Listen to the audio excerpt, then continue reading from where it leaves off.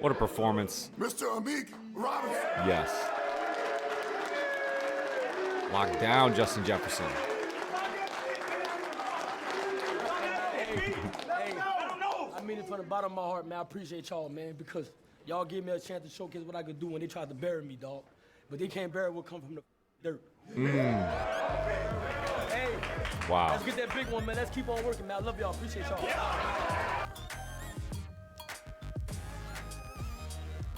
My fellow Lions fans, the 2025 playoffs are upon us. Detroit has had an historic season. They've earned a first-round bye and are now considered the Super Bowl favorites. Can the Lions finish the deal? Welcome back to the channel. I am your host, Johnny Gaz. Thank you for returning for another video. Let's do another State of the Lions, this time playoff edition. We'll do a quick season recap. We'll talk about the current injuries and look at the depth chart for the Lions. I'll give you some recent news, notes, and updates. Then we'll look at the strengths and weaknesses of the team as it stands as we start to prime for the playoffs. Let's go. The Detroit Lions finished the 2024 regular season at 15-2, a franchise record for wins, and we're back-to-back NFC North Division champions. Let's go through the season very quickly in quarters and kind of review how the Lions got to this historic 15-win total.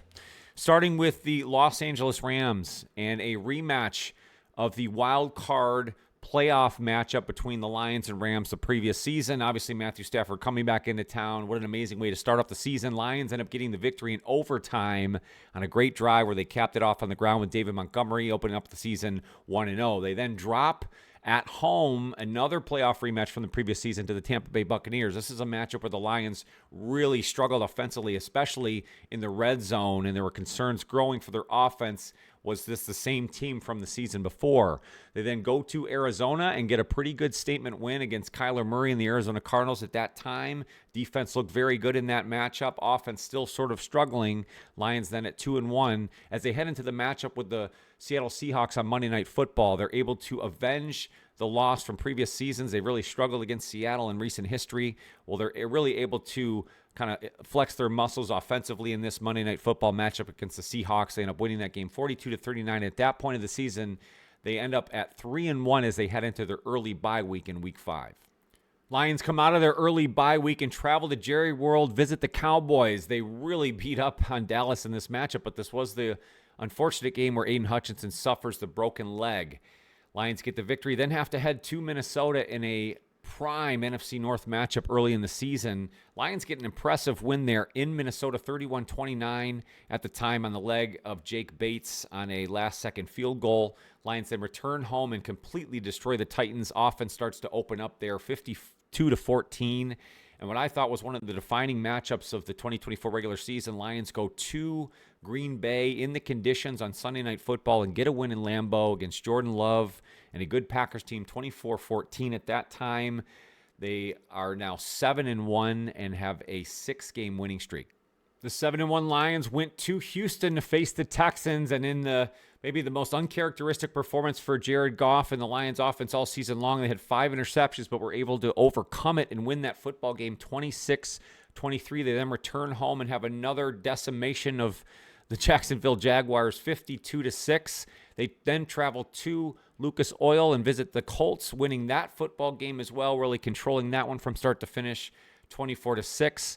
They then return home to face the Bears at Ford Field, winning that football game 23-20. That was the clock debacle with Matt Eberflus, ended up costing his job, obviously changed the director of the Bears at that time. Lions then continue their streak to 11 games at this point and moving themselves to 12-1 at this time. Lions go back-to-back Thursday night matchups after the Thanksgiving Day game against the Bears. Packers then come into town. Lions get a victory there as well, 34-31 over the Packers. Next week after that against the Bills, and this was sort of maybe the low point of the season for the Lions. Injuries were starting to stack up really defensively. Bills were able to come into Ford Field and really dominate the Lions defense from start to finish. Lions made a game out of it, 48-42, but ended up losing that matchup, falling to 12-2 at the time. They then have to travel to Chicago, kind of a dangerous spot there, coming off of loss. Lions are able to recover well and end up winning that football game 34-17. That was the first game where Jahmyr Gibbs was really on his own without David Montgomery and really started to shine. Lions then have the rematch of the NFC Championship game against the 49ers. They go to Levi Stadium.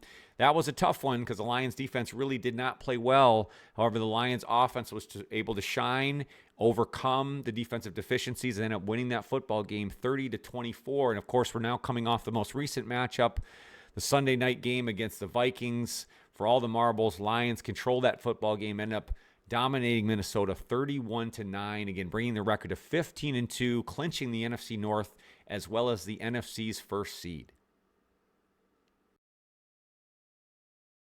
Let's buzz through some news, notes, and updates as the Lions have their bye week over the wild card weekend. A lot of the news surrounding the Lions is the head coaching search that involves the Lions' two coordinators. Teams are able to seek out interviews over the wild card weekend from January 8th through January 13th. They're able to be held virtually at this time until we get to the divisional round of the playoffs. Let's start with the Lions coordinators. Let's hit on Ben Johnson, the offensive coordinator. He has scheduled interviews with Chicago, New England, Jacksonville, and Las Vegas. And then Aaron Glenn, the defensive coordinator, also has interviews with Chicago, Jacksonville, as well as Las Vegas, but he'll also interview with the New York Jets and the New Orleans Saints. On top of the two main coordinators, the Lions offensive line coach Hank Fraley will also interview for the offensive coordinator opening in Seattle, and special assistant Chris Spielman is receiving an interview for the New York Jets general manager position. The latest Super Bowl odds have the Lions at plus 300, even above the Kansas City Chiefs, the reigning defending champions. And I think that stems from the very decisive victory in Week 18 over the Minnesota Vikings, where the Lions were able to show not only their offensive prowess, but that their defense was able to round back into form with some returning players. Aaron Glenn's defensive scheme, Ben Johnson's offense, really everything rounding into form for the Lions as they head in as the favorites for these 2025 NFL playoffs. Jahmyr Gibbs, the Lions running back, has really gone second level ever since the injury to David Montgomery. Over the last 3 or 4 weeks, he has really been a sensation, so much so that he has earned the NFC's Player of the Week as well as the NFC's Player of the Month. He is also one of the Player of the Year candidates, and a well-deserved spot for Jahmyr Gibbs. He has really taken over and been put in the spotlight and been everything that the Lions needed as a number one bell cow back. He will be featured going into these playoffs. We know that David Montgomery should be returning for the divisional round. He'll have the extra week, hopefully, to rehab and get healthy, and the Lions will bring in their two running back attack into these playoffs. Lions took the majority of the week off and are really idling into what will be the divisional round playoff matchup next week. They're able to sit back and watch this wild card weekend and determine who their matchup will ultimately be against the following week. It is a well-deserved week off for the Lions. Like I said, a franchise record 15 wins, the number one seed in the NFC, and a chance to heal up and get some players back as they get into this 2025 playoff push. As we know, the Lions have been depleted with injuries this year, but have been able to recover well. And with the bye week, they will have a chance to kind of regroup, rehab, get back, and hopefully come in full strength or as close to full strength as they possibly can for the guys they have available to them here in these playoffs. Starting with David Montgomery, you mentioned the running back who has said he will be available for the division round of the playoffs. The Lions had what was the best running back duo in all of the NFL, but really hadn't lost a step, with only Jahmyr Gibbs being the number one guy. It should be very interesting to see how they work David Montgomery back in, but ultimately coming in at full strength should give the Lions a head up. Other player to mention, Terrion Arnold. We got good news from him this week. He is day-to-day with his foot, what is considered a contusion, and that looked very serious as he was carted off the field against Minnesota.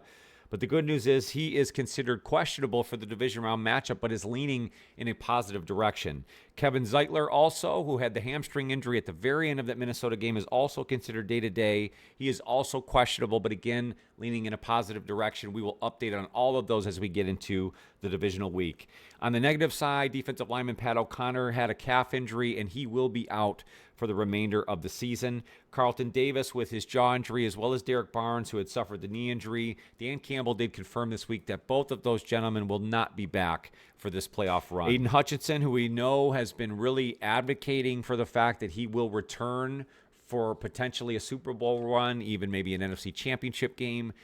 Dan Campbell also reiterated this week that although if anybody's going to come back from that sort of injury, it would be Hutch. They have designated it as a season-ending injury, and they will move forward with that being the designation. I personally, with watching him walk around on the sideline, seeing him in video footage outside of the building, inside of the building, still limping around, it's hard to imagine he'll truly be ready to make an impact here this season. Again, we'll monitor that as we move throughout these playoffs. Another positive for the Lions, Enos Rakestraw, the second-round defensive back pick who's been out since week 11, is set to return in the divisional round as well. That will be a well-needed cornerback depth piece there for the Lions. As we know, they'll be without Carlton Davis.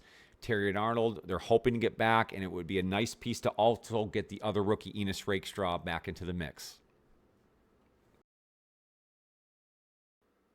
Let's take a quick peek at the depth chart as the Lions get into these playoffs. And really offensively, they're coming in, I would say, almost at full strength. We talk about the Zeitler hamstring, and will he be 100% in the divisional round? We'll see. But we also know that the Lions have some faith in their depth pieces on the offensive line as well.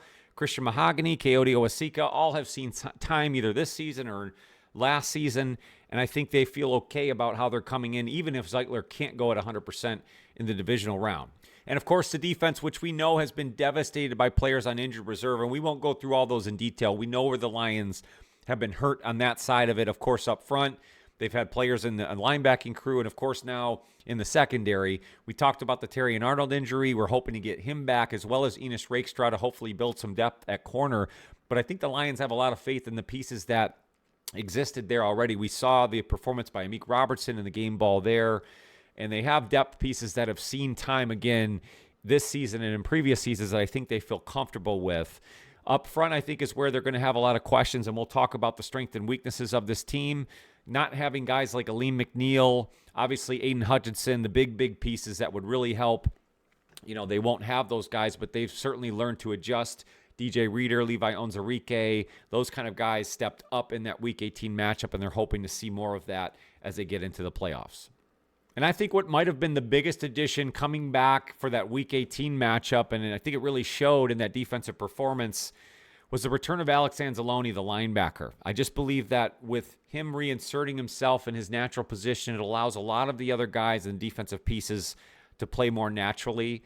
The coverage in their linebacking crew alone was leaps and bounds better than it had been in previous weeks, and I think that helped everything else out. And that really was, I thought, the difference in the game in Minnesota. Yes, the offensive was fantastic, but the Aaron Glenn scheme and having the extra piece there in linebacker to be able to play off Jack Campbell, you saw Trevor Nowaski, other guys make plays because of his reinsertion back into the lineup. So having him back, I think, is such a key piece here moving forward for the Lions. So let's really dive into it. Let's talk about the strengths and weaknesses of the Detroit Lions as they get into these 2025 playoffs. Let's start with the strengths, and I think the ultimate strength for this team is their offense. They have the number one offense in all of the NFL. They have the most efficient quarterback, the best running back duo now returning, and I think you could make the argument that they had the best running back singular going into the playoffs, even without his partner. You have a great wide receiver core that's able to make plays when you need them. And what really is the foundation is this offensive line. The basis of the running game, the play action game, all the success the Lions have on offense stems from the 5 guys they have up front, and they are coming in healthy. This coaching staff, probably the second reason why this Lions team has so much success in recent years. The culture, the coaching staff, all aligned together.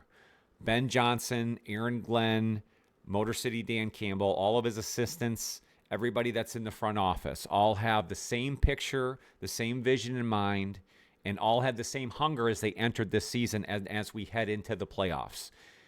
This mantra of grit holds true throughout the entire organization, throughout the entire fan base, throughout the entire city of Detroit. And they're bringing this into the 2025 playoffs, and I believe it is a true powerful thing. As we mentioned earlier, offensive coordinator Ben Johnson and defensive coordinator for the Lions, Aaron Glenn, are both top candidates for many positions throughout the NFL. These two have been and are still coaching, not only for head coaching jobs, but ultimately to prove that they are the best coordinators in all of the NFL and certainly deserve higher positions. These guys are the reason why the Lions have been able to do what they've done in 2024 in the regular season. Aaron Glenn did a masterful job in piecing things together throughout the season, and it kind of culminated in the Week 18 victory in Minnesota. Defensively, they still have a lot of pieces that they can move forward with. We looked at the depth chart. We talked about the importance of Alex Anzalone. Talked about the ways that guys have stepped up, not only in a next man up mentality, but just in whoever is there is going to play, compete, and is going to execute well. And the perfect example of that is in a guy like Amik Robertson. They have a lot of faith in those depth pieces, but they still have potentially the best safety duo in all the NFL. Brian Branch, Kirby Joseph. Those guys are still there and are able to make plays. They're able to play off of the linebacking crew, their cornerbacks, and I believe will be key pieces here in this 2025 playoff run. Through everything this year, the Lions have proven they're able to overcome adversity, whether it be all of the injuries that they've suffered defensively. They've been able to overcome the obstacles that set them back in previous seasons. Seattle, Dallas, traveling to San Francisco, traveling to Green Bay, avenging the loss on Thanksgiving. There's so many things that they've been able to overcome this season, and they're certainly looking to overcome the obstacle to get them to and win a Super Bowl. And lastly, I talked many times over about the importance of the Lions getting this number one seed so that they could earn a bye week, and that's exactly what they did.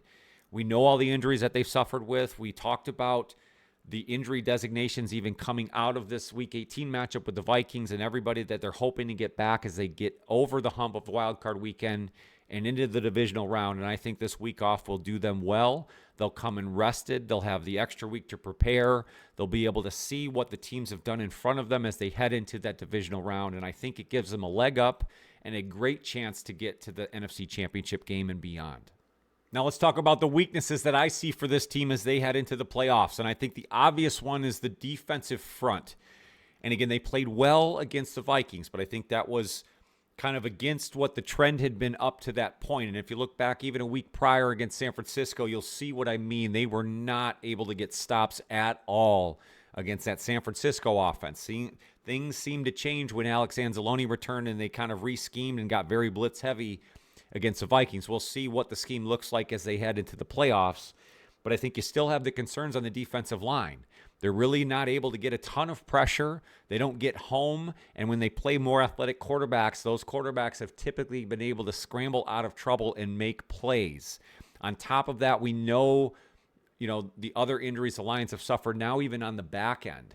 So as much as the defensive performance and the cornerback performance they got from Amik Robertson Week 18 is great, can they really rely on that each week as they play increased competition here into the playoffs and may have to play Minnesota even a third time, depending on how things shake out?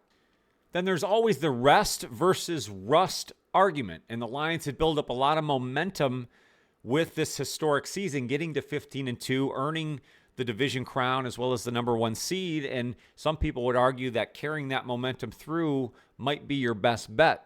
Having a week off, you might lose some of that momentum and then have to pick that all back up against a team that will have carried that through week to week, through the wild card round into the divisional round. Does that then play against the Lions? I would argue against that. I think the importance of the week off maybe outweighs the rust factor, and I really lean on the fact that this coaching staff will not allow these guys to fall out of it either mentally or physically throughout this bye week here, throughout the wild card weekend and this week. So I don't see that really being a factor, but it is always something you have to consider. Another thing you have to argue here is the Lions' home versus away record this year. Some people may put more emphasis into it, but the truth is the Lions went undefeated on the road. Some people even argued before the Vikings game in that victory that the Lions would have been better suited to lose that game and then go on the road to maybe a lesser opponent in the wild card round because they had been so successful on the road. I think that's kind of garbage, to be honest with you. I think anytime you can bring the competition to you, especially the Ford Field factor, which is such a thing, the Lions needing this week off, plus now they know they get to play at home and all roads lead through Ford Field. I think they're comfortable with that. So I don't know if that holds true here. So I think it ultimately goes back to the weaknesses on this defensive front. Can they get the pressure they need? Can they get to the quarterback enough? Is their defensive rush game good enough to stop the heavy competition they're going to see in these playoffs? I think you started to see some of it fall off towards the end of the season. It was more about gash plays against Minnesota than anything else. They weren't really hurt all day long, but does something like that hurt them against teams like Philadelphia or a running quarterback like Jaden Daniels with Washington, Baker Mayfield, so on and so forth? So again, a lot of questions here, but I think in the Lions' case, the strengths certainly seem to outweigh the weaknesses. So let's look at the wild card matchups, especially on the NFC side, and start priming for what the Lions could see in the divisional round. Let's start with the Sunday matchup, 4:30 on Fox. You got Green Bay traveling to Philadelphia. In my mind, Philadelphia is the stronger team. They're coming in hotter. They have more talent offensively than I think Green Bay is going to be able to handle. And I believe Philadelphia comes out on top in that particular matchup. You then have Tampa Bay versus Washington. This is Sunday at 8 p.m. Washington will travel to Tampa Bay. I think experience outweighs everything in this game. I think Baker Mayfield, the roster for Tampa Bay, again, just has so much experience when it comes to playoff games versus a rookie quarterback, Jaden Daniels, in his first, true playoff game. I think that's a lot to ask on the road in prime time. So I would have Tampa Bay coming out in that particular matchup with my prediction. Then I think I have the biggest matchup of the wild card weekend, maybe the best football matchup. Minnesota Vikings traveling to the LA Rams to face Matt Stafford. This is Monday at 8 o'clock. That's going to be a good one. And I think it's a lot to ask of Minnesota to get beat up by Detroit and the Lions, and then the following week go to on the road in the playoffs wild card weekend against a hot offense in the LA Rams and Sean McVay and Matt Stafford, Cooper Kupp. All of that talent there. And I really believe that the LA Rams will surprise and come out on top in that matchup. Now, if that holds true, with my predictions, that would mean the Lions would then face the Rams in the divisional round because they would be the lowest seed remaining in that scenario. So what will happen with the Lions here is they will face the lowest remaining seed to win. So they cannot face Philadelphia and they cannot face Tampa Bay regardless of what happens, meaning they can only play Green Bay, Washington, Minnesota, or Los Angeles. And based on my predictions, I think that you may see Matt Stafford in the LA Rams traveling back to Detroit. Of course, we'll do a full game preview when we get into the divisional round and we find out who that matchup will be with. But when I look at and consider the three teams that the Lions could face in the divisional round, I feel very confident that the Lions would have the leg up in that matchup. Again, I think they're bringing in one of the hottest offenses in the history of the NFL. They were the best this year, and you can make the argument that they are historical as far as the stats and the pace that they're on, and I expect that to continue here in the playoffs. The question is, what team do we get from the Lions defensively? Is it the team that we saw against the 49ers in Week 17, or is it the defense we saw in Week 18 against the Vikings? Like that just doesn't happen. You got to work through it, grind through it, and go through the downs to get to the ups of where we're at. Amazing. That was unbelievable, man. Division winners, back-to-back seasons, and the number one seed. Wow. Gotta love these speeches. They're so good. Let me know what you guys have coming out of this wild card weekend. Who do you believe the Lions will face in the divisional round? And answer the ultimate question. Will the Lions win the Super Bowl here in 2025? That's going to do it for my State of the Lions. I appreciate you guys hanging around for another video. Make sure to hit that like button if you dig the vibe here at Johnny Gaz Sports. I'd love it if you consider subscribing. We're now on the road to 3,000, and we will get there thanks to you guys. If you hit the notify bell, you won't miss any future videos. There's a membership option available. I do all my live game play-by-plays. I have a new ladder series, tier list, a ton of other fun stuff. But there is always free content here, free all the time. More than anything else, take care of yourself and that mental health. That's so important, and I want to make sure you come back and see me on future videos. I hope you guys have a fantastic weekend ahead. Enjoy Super Wild Card Weekend. Go Lions.